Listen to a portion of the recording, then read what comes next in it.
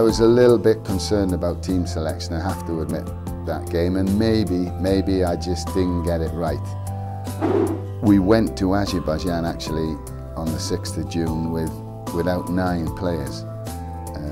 A bad date and a bad time, and that was for me probably